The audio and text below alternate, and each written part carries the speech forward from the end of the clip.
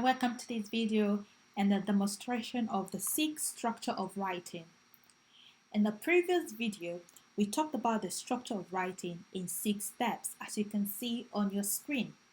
In this video, we're going to have a quick demonstration of these steps to get you started with developing your writing and also be able to actually start writing good and quality papers and articles. Let's get started. The first thing from the structure says know your topic.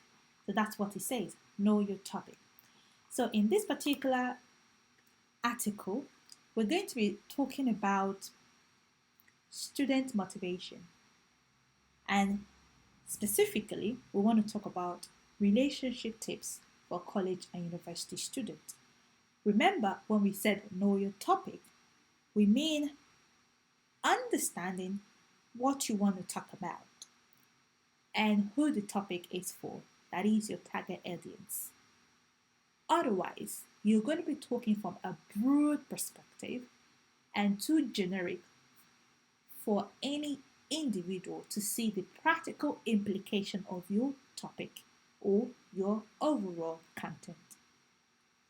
That is why we want to really specify our topic and narrow it down to university student relationship tips. So, topic would be, I'll come back here and I'll put university students relationship tips. Now, let's go back. It says, second step, know your content. Now that you are able to clearly see your topic and understand the target audience, your content should really come as a free flow based on your experience, prior knowledge, and understanding from other authors and writers' perspective. You might want to write from your own experience or from prior knowledge from maybe someone else's experience, or based on what you might have read, what you might have read from previous authors and writers. Or you might want to compose your article from bits of all of this. So let's say this particular topic is going to be taking on ideas in content from my experience, a friend's experience, and from other writers' perspective. So that is my content. Now I know exactly what my content would be and where my content will be sourced from. Of course, before I start writing, I must have done my prior research to be able to identify the knowledge I want to include in my content. The next thing is your syntax. In the previous video, and don't forget, if you want to watch this video where we talked about the 6 steps in depth, feel free to check the videos on our YouTube channel and you will see the in-depth discussion on the 6 steps. In that video, we said our syntax is the system of composing our article, giving them a very good structure. And we said there should be 435 words per page, 3 paragraphs. Each paragraph should have minimum of 7 sentences. In each sentence should have maximum of 20 words.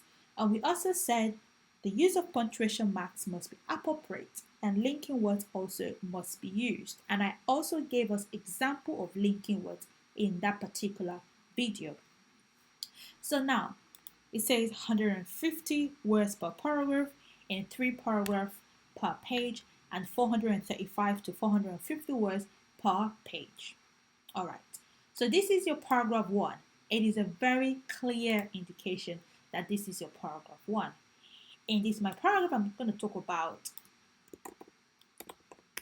relationship for university students. And I'm going to make sure this is 150 words. So this is 93. It's okay. It can be between, but it cannot be more than 150 words. And this is my second paragraph. I'm going to say why relationship is important for university students. And this has to be no more than 150 words. This is 112 words. Again, that's fine. And my third paragraph for this particular page would suggest something like relationship tips for university students.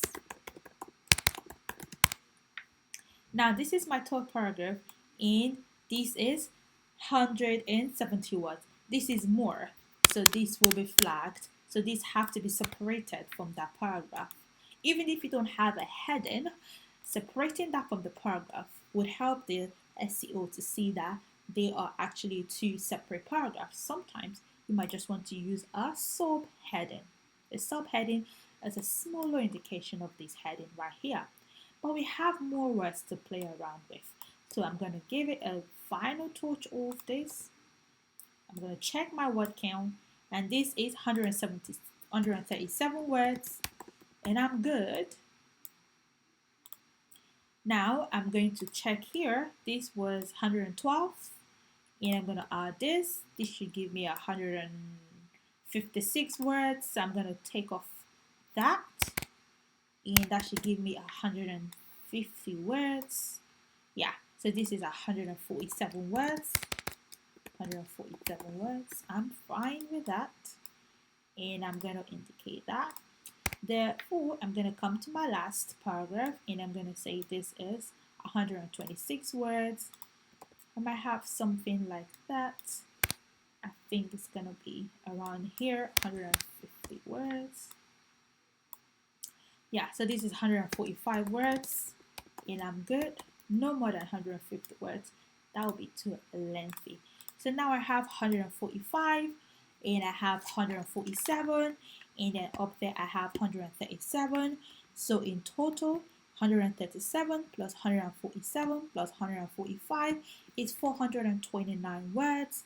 And now I have these words here, which will be 44 words. But 44 words will give me 470 words, which is more than what I want. So I'm going to come right here, and I'm going to delete it. And I'm going to come here. I'm going to say this should give me 19. Yeah, so right now I have in this particular page 448 words if you have been calculating with me. Now, I know that I said it has to be 435 to 450 words per page, and I mean what I said, because you still have to give your work a very good structure and spacing. So you go for 1.5 spacing so that your work can be very clear. So now you see that giving my work that space is taking the work to a different page, and that's because these headings and subheadings are really much. I'm going to reduce them to 14, and I'm also going to reduce them to 14, and I'm going to make sure that this is also 14, and this has to be single. So these are some of the things that you have to do on the stage 3 and stage 4 for your work. Now we still have more work that has exceeded that. So now let's calculate everything. Everything is 474 words because we have our headings and our subheadings. So I'm going to take that away. I'm going to delete all of this because I want to have everything in one page and good to go. So I'm going to copy that again, and I'm going to give my word. This is 450 words. So now I just have to give everything the same fonts in font size. So I'm going to give it Times New Roman 12. Now you see, as soon as I gave it Times New Roman 12, bringing this down here. This, of course, is my heading. Don't forget that. These are my headings. I have 450 words per page. If I delete that, I'm going to have about 430 something words per page. Yes. So now you see you have between 420 420. If you extend it, it will be 420 to 432 words per page. Now that you have this page 1, this is step 3. Know your syntax. Now in the step 4, if you watch the previous video, it talks about your structure. And the structure is in terms of introduction. You introduce your topic. Then you talk about of course, the impact of your topic. That's understanding why relationship is important for students and the relationship tips for students. A blog post will be between 700 words to 800 words, but 700 words is very, very fine. So I'm just going to give my word 700 words because I want to make this a blog article. So I'm going to check the entire word count, and this is 691 words, and I'm very satisfied with this. So from here to here, it's my blog post or my blog article, and I'm very confident in this work done so far. So the next thing you need to do is your structure. So the structure is where we talk about the introduction, which is what we're going to talk about here. We're going to introduce our topic and define some key terminologies. Here we're going to start getting into the business of relationship importance and relationship tips. Maybe this will be tip 1 and maybe this will be tip 2. I can repeat that and say relationship tips. I can say relationship tip 2, and I can then say finally my conclusion and action point, how to redefine your relationship. So this is now at a conclusion stage where I'm telling the reader, reading this will help you to redefine your relationship and make sure it is healthy. But also, I don't want to use the entire paragraph to talk about how to redefine your relationship. I'm going to stop right here, and I'm going to come right here, and I'm going to say something like, I hope that this article has helped you to develop understanding and say rich understanding of relationships for university students. We have other exciting articles, or I can say something like, feel free to comment below and I will also be available for questions and answer. Don't forget to see these 5 things university students must avoid in a relationship.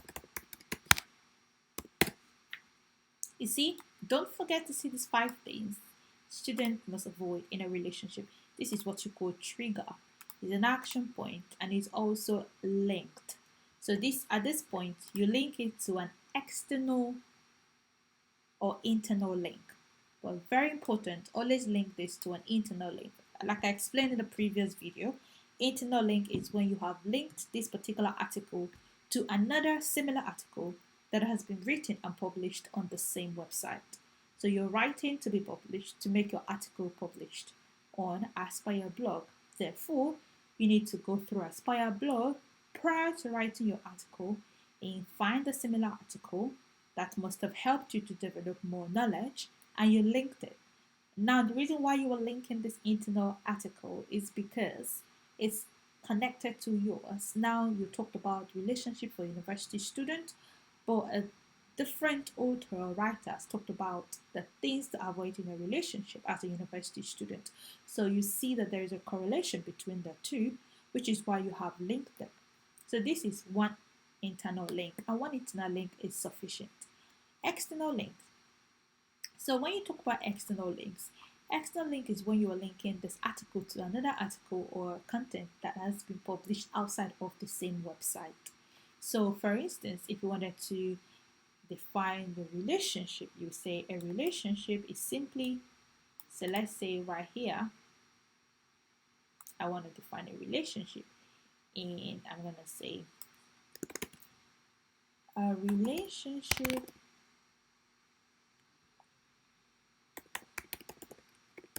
is simply an affair or an engagement between two individuals according to, for instance, Francesca. Now, if this Francesca is another author who have defined a relationship, right? You want to link this Francesca, okay? Because this is where you got the definition from. I'm not saying this is the definition of a relationship, but this is where you got the definition from. So you will go to the external link, collect the link, and then you link it here. And how do you link it here? You can always go to right click and then you say link, and then you can go, once you click on it, you put the link and you press OK. So let's say this is the external link. You see, it's changed already, and that is your external link, and this is your internal link. So this is how you have external link. 2 external link is okay. 1 internal link is also okay. So at this point, we've finished talking about our structure. It says insert your content. Obviously, now you're inserting your content, which is where you're putting your internal links and your external links. Then after you finish doing that, you need to proofread your work to correct any grammatical mistake that you may have missed and punctuation errors that you may have missed as well when you were reading the work previously. Then finally, reference. Reference is what you have done here. You have referenced Francesca because she is actually the original author that defined the relationship that you have presented here. You've also see references here. So this is again reference. So again, you might want to link this because they are different author. So you just link it by copying the link where you got the definition from, and you just put it there. So that is what you call reference. So this should give you a very good blog article, and you should be able to get started. Again, in summary, don't forget, know your topic. That's the first thing you must know. Then know your content, because you are clearly able to see the connection between your topic and your target audience. Now you know exactly what to write. Then know your syntax. The syntax is 150 words per paragraph, no more than that, could be less. You should have 3 paragraphs using your heading, 3 headings, and then an entire page should have between 432 to 435 words. Remember, use Times New Roman, size 12, spacing 1.5. Again, I will copy, I'll go there, I'll say Times New Roman, alright, I'll click on that, it should be size 12, then it should be 1.5 spacing. That should give you 432 to 434 words per page. I hope this particular video has helped you to understand how to start writing your article. Now feel free to ask your question by dropping them in the comment section, and I will do my best to answer them.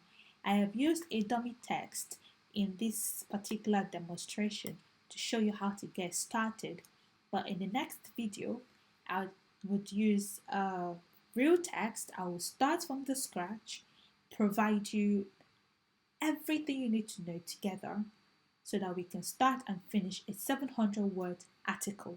That will help you to really develop yours. But this video should really help you to get started. If you really want to have that video, that tutorial where I start and finish a 700 word article with you, kindly indicate your interest in the comment section. But remember, that would definitely be lengthier than 20 minutes because then we need to start from the beginning to the end. So that would take about an hour. And I hope that you're ready for that kind of tutorial. But I'm free to give that tutorial. Just indicate your interest in the description, in the comment section below. Thank you for watching. Again, this is Francesca on behalf of Aspire Student Talk. Take care and have a good day. Bye bye.